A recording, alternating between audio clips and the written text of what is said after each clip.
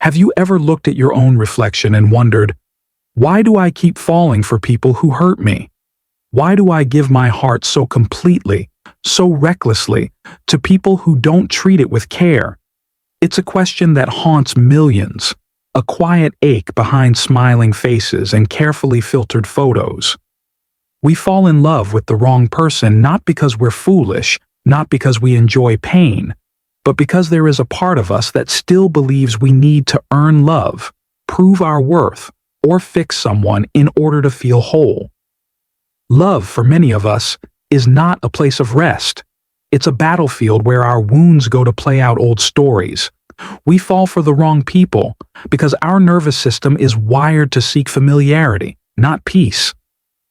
If we grew up in environments where love was inconsistent, where affection was rare, where connection came with conditions, we learned to confuse anxiety with attraction.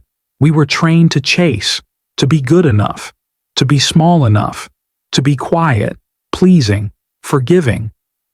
We didn't learn that love should be safe, gentle, and mutual. We learned that love must be earned.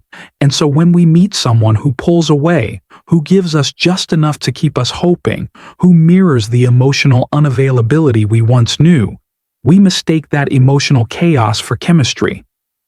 It's not that we love being hurt. It's that hurt feels familiar, and the familiar feels safe, even when it's slowly destroying us. We fall in love with potential, with broken promises, with the fantasy of what someone could be, not who they actually are. We become addicted to the highs and lows, the texts that finally come after hours of silence, the brief moments of connection that feel like water in a desert. And every time they give us a taste of what we crave, we forget the 100 times they didn't show up. This cycle is not love. It's survival. It's trauma reenactment. It's the echo of our unmet childhood needs shouting through adult relationships. We think if we can just love them hard enough, they'll change. They'll stay. They'll finally choose us. But that fantasy keeps us trapped, because love, real love, does not require you to abandon yourself. It doesn't ask you to shrink, to beg, to bend until you break. Real love feels like home, not the kind of home that hurt you, but the one you always deserved. And in order to find that love, we have to do the hard, sacred work of turning inward. We must ask ourselves, why does peace feel boring? Why do I chase those who run? Why does chaos feel romantic? And what part of me still believes I need to prove I'm lovable? Healing starts with those questions. It starts with facing the truth that maybe we never learned what healthy love looks like. Maybe we were taught that love means sacrifice, silence, and self-erasure. But now, we get to rewrite that story. We get to reparent ourselves, to look at the scared inner child who just wanted to be held, to be seen, to be loved without having to earn it, and say, I see you now. I'm here. I'll never abandon you again. Healing is not linear. Some days you'll miss them, even when you know they weren't right for you. Some days you'll feel lonely, tempted to go back to what felt familiar. But every time you choose yourself, every time you walk away from what hurts, even when it still calls your name, you reclaim your power. You rebuild your worth. You stop making people the center of your happiness and start becoming your own home. You start to see red flags clearly. You stop making excuses for bad behavior. You stop begging for love from people who are incapable of giving it. And slowly, you shift. You find peace in your own presence. You fall in love with solitude. You raise your standards, not out of ego, but out of deep self-respect. You realize that you're not here to fix people, to be someone's emotional rehab center, or to sacrifice your needs to keep someone else comfortable. You are here to be loved in the way you've always deserved. And when that love arrives, it won't feel like fireworks or chaos. It'll feel calm, steady, grounded. It won't make you question your worth. It won't pull you into emotional roller coasters. It will feel like clarity, like truth, like home. But before that person shows up, you become that person for yourself. You learn to hold your own heart gently. You stop chasing. You stop settling. You stop confusing being chosen with being worthy, because you finally understand you were always worthy, always enough, always deserving of the kind of love that doesn't hurt, doesn't confuse, doesn't make you feel small. Every 10 minutes. These things feel good in the moment, but over time, they leave us feeling empty and frustrated.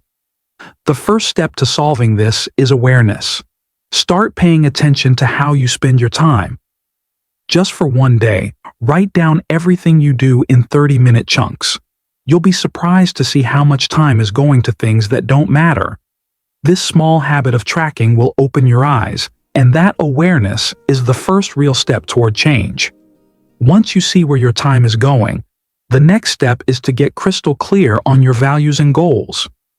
Ask yourself, what truly matters to me? What kind of life do I want to build? And what habits, if I practice them daily, would move me in that direction? Most people never stop to think about these questions, which is why they drift through life reacting instead of creating. When you know your priorities, every decision becomes simpler. You stop wasting time on things that don't align with your goals. You stop saying yes to every invitation, every notification, every distraction, because now you're working on something bigger. You're building a life by design, not by default. Let's talk about structure. One of the most powerful tools for taking control of your life is your daily routine. It doesn't have to be perfect or rigid, but it should support your priorities. Start your day with intention. Instead of reaching for your phone, take a few moments to breathe, to plan, and to ask yourself, what are the 3 most important things I need to get done today? Then protect those priorities with time blocks. Dedicate specific hours to focused work. Turn off notifications. Close the extra tabs. Let the people around you know that you're unavailable during this time. This kind of deep, focused work is where real progress happens, and it's often where the magic begins. Of course, even with a good plan, procrastination still creeps in. Sometimes we know exactly what we need to do, but we still don't do it. Why? Usually, it's fear or discomfort. The task seems too big, or we're afraid we won't do it perfectly. That's why it helps to break big tasks into tiny, manageable steps. Instead of thinking, I need to write an entire report, just think, let me open the document. Once you start, momentum kicks in. Action leads to more action. It's easier to keep going once you've taken the first small step. And if you fall off track, don't beat yourself up. Just notice it, reset, and refocus. Progress is so. The next time you gaze up at the stars, remember, somewhere in that infinite darkness, hidden in silence, might be a black hole not just waiting to devour,